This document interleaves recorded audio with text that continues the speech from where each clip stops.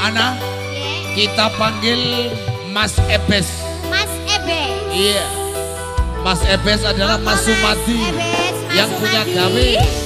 Iya. Suara angin. Itu sering joget. Angin sing lari-lari. Monggo Pak. Ngelingake sliramu sing tak tresnani.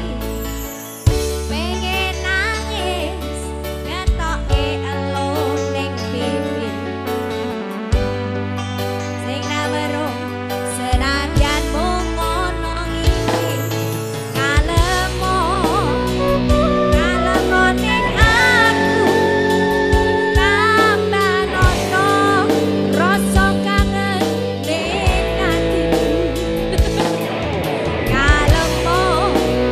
Kalemo ning aku tera aja kesini udah ning dalu derek purun Mas banyu langit sing ono dhuwur kayangan watu gede kalingan mendunge udan selesono atine mung sing kasmaran sedya janji seprene tansah kelingan ademe gunung rapi korno melu krungu swaramu ngomong ki opo ademe gunung rapi korno sing